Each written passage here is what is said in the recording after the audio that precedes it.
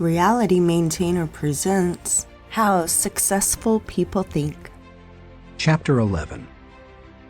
Rely on bottom line thinking. There ain't no rules around here. We're trying to accomplish something. Thomas Edison, inventor. How do you figure out the bottom line for your organization, business, department, team, or group? In many businesses, the bottom line is literally the bottom line. Profit determines whether you are succeeding, but dollars should not always be the primary measure of success. Would you measure the ultimate success of your family by how much money you had at the end of the month or year? And if you run a non-profit or volunteer organization, how would you know whether you were performing at your highest potential? How do you think bottom line in that situation? A non-profit's bottom line. Frances Hesselbein had to ask herself exactly that question in 1976, when she became the National Executive Director of the Girl Scouts of America. When she first got involved with the Girl Scouts, running the organization was the last thing she expected. She and her husband John were partners in Hesselbein Studios, a small family business that filmed television commercials and promotional films. She wrote the scripts, and he made the films. In the early 1950s, she was recruited as a volunteer troop leader at the Second Presbyterian Church in Johnstown, Pennsylvania. Even that was unusual, since she had a son and no daughters. But she agreed to do it on a temporary basis. She must have loved it, because she led the troop for 9 years. In time, she became council president and a member of the national board. Then she served as executive director of the Talus Rock Girl Scout Council, a full-time paid position. By the time she took the job as CEO of the national organization, the Girl Scouts was in trouble. The organization lacked direction. Teenage girls were losing interest in scouting, and it was becoming increasingly difficult to recruit adult volunteers, especially with greater numbers of women entering the workforce. Meanwhile, the Boy Scouts was considering opening itself to girls. Hesselbein desperately needed to bring the organization back to the bottom line. We kept asking ourselves very simple questions, she says. What is our business? Who is our customer? And what does the customer consider value? If you're the Girl Scouts, IBM, or AT&T, you have to manage for a mission. Hesselbein's focus on mission enabled her to identify the Girl Scouts' bottom line. We really are here for one reason: to help a girl reach her highest potential. More than any one thing, that made the difference. Because when you are clear about your mission, corporate goals and operating objectives flow from it. Once she figured out her bottom line, she was able to create a strategy to try to achieve it. She started by reorganizing the national staff. Then she created a planning system to be used by each of the 350 regional councils. And she introduced management training to the organization. Hesselbein didn't restrict herself to changes in leadership and organization. In the 1960s and 70s, the country had changed, and so had its girls. But the Girl Scouts hadn't. Hesselbein tackled that issue too.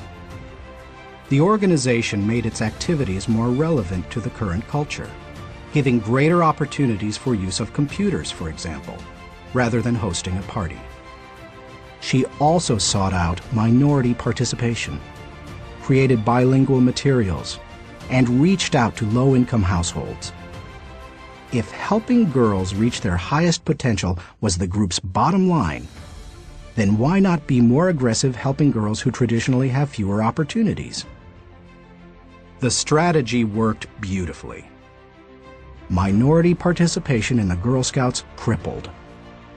In 1990, Hesselbein left the Girl Scouts after making it a first-class organization. She went on to become the founding president and CEO of the Peter F. Drucker Foundation for Nonprofit Management and now serves as chairman of its board of governors. And in 1998, she was awarded the Presidential Medal of Freedom. President Clinton said of Hesselbein during the ceremony at the White House, "She has shared her remarkable recipe for inclusion and excellence with countless organizations whose bottom line is measured not in dollars, but in changed lives." He couldn't have said it better. Why you should enjoy the return of bottom-line thinking. If you're accustomed to thinking of the bottom line only as it relates to financial matters, then you may be missing some things crucial to you and your organization. Instead, think of the bottom line as the end, the takeaway, the desired result. Every activity has its own unique bottom line. If you have a job, your work has a bottom line. If you serve in your church, your activity has a bottom line. So does your effort as a parent or spouse, if you are one. As you explore the concept of bottom-line thinking, recognize that it can help you in many ways. 1. Bottom-line thinking provides great clarity. What's the difference between bowling and work? When bowling, it takes only 3 seconds to know how you've done. That's one reason people love sports so much. There's no waiting and no guessing about the outcome. Bottom-line thinking makes it possible for you to measure outcomes more quickly and easily. It gives you a benchmark by which to measure activity. It can be used as a focused way of ensuring that all your little activities are purposeful and line up to achieve a larger goal. 2. Bottom-line thinking helps you assess every situation. When you know your bottom line, it becomes much easier to know how you're doing in any given area. When Frances Hesselbein began running the Girl Scouts, for example, she measured everything against the organization's goal of helping a girl reach her highest potential. From the organization's management structure, which she changed from a hierarchy to a hub, down to what badges the girls could earn. There's no better measurement tool than the bottom line. 3. Bottom-line thinking helps you make the best decisions. Decisions become much easier when you know your bottom line. When the Girl Scouts were struggling in the 1970s, outside organizations tried to convince its members to become women's rights activists or door-to-door canvassers. But under Hesselbein, it became easy for the Girl Scouts to say no. It knew its bottom line, and it wanted to pursue its goals with focus and fervency. 4. Bottom-line thinking generates high morale. When you know the bottom line and you go after it, you greatly increase your odds of winning. And nothing generates high morale like winning. How do you describe sports teams that win the championship? Or company divisions that achieve their goals? Or volunteers who achieve their mission? They're excited. Hitting the target feels exhilarating, and you can hit it only if you know what it is. 5. Bottom-line thinking ensures your future. If you want to be successful tomorrow, you need to think bottom line today. That's what Frances Hesselbein did, and she turned the Girl Scouts around. Look at any successful, lasting company, and you'll find leaders who know their bottom line. They make their decisions, allocate their resources, hire their people, and structure their organization to achieve that bottom line. How to enjoy the return of bottom-line thinking. It isn't hard to see the value of the bottom line. Most people would agree that bottom-line thinking has a high return. But learning how to be a bottom-line thinker can be challenging. 1. Identify the real bottom line. The process of bottom-line thinking begins with knowing what you're really going after. It can be as lofty as the big picture vision, mission, or purpose of an organization. Or it can be as focused as what you want to accomplish on a particular project. What's important is that you be as specific as possible. If your goal is for something as vague as success, you will have a painfully difficult time trying to harness bottom-line thinking to achieve it. The first step is to set aside your wants. Get to the results you're really looking for, the true essence of the goal. Set aside any emotions that may cloud your judgment and remove any politics that may influence your perception. What are you really trying to achieve? When you strip away all the things that don't really matter, what are you compelled to achieve? What must occur? What is acceptable? That is the real bottom line. 2. Make the bottom line the point. Have you ever been in a conversation with someone whose intention seemed other than stated? Sometimes the situation reflects intentional deception, but it can also occur when the person doesn't know his own bottom line. The same thing happens in companies. Sometimes, for example, an idealistically stated mission and the real bottom line don't jibe. Purpose and profits compete. Earlier, I quoted George W. Merck, who stated, "We try never to forget that medicine is for the people. It is not for the profits. The profits follow, and if we have remembered that, they have never failed to appear." He probably made that statement to remind those in his organization that profits serve purpose. They don't compete with it. If making a profit were the real bottom line, and helping people merely provided the means for achieving it, then the company would suffer.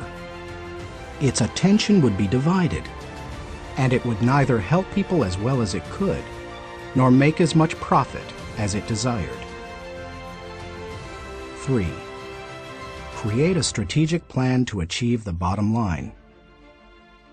Bottom line thinking achieves results. Therefore, it naturally follows that any plans that flow out of such thinking must tie directly to the bottom line. And there can be only one, not two or three. Once the bottom line has been determined, a strategy must be created to achieve it. In organizations, that often means identifying the core elements or functions that must operate properly to achieve the bottom line. This is the leader's responsibility. The important thing is that when the bottom line of each activity is achieved, then the bottom line is achieved. If the sum of the smaller goals doesn't add up to the real bottom line, then either your strategy is flawed or you've not identified your real bottom line. 4. Align team members with the bottom line. Once you have your strategy in place, make sure your people line up with your strategy. Ideally, all team members should know the big goal as well as their individual role in achieving it. They need to know their personal bottom line and how that works to achieve the organization's bottom line. 5. Stick with one system and monitor results continually. Dave Sutherland, the president of one of my companies, ISS, believes that some organizations get into trouble by trying to mix systems. He maintains that many kinds of systems can be successful, but mixing different systems or continually changing from one to another leads to failure. Dave says, bottom line thinking cannot be a one-time thing.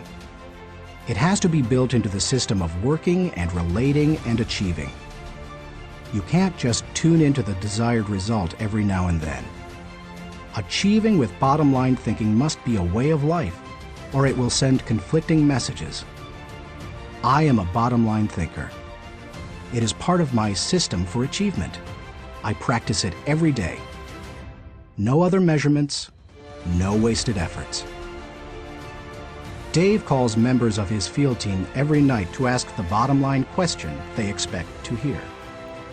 He continually keeps his eye on the company's bottom line by monitoring it for every core area. When it comes right down to it, regardless of your bottom line, you can improve it with good thinking.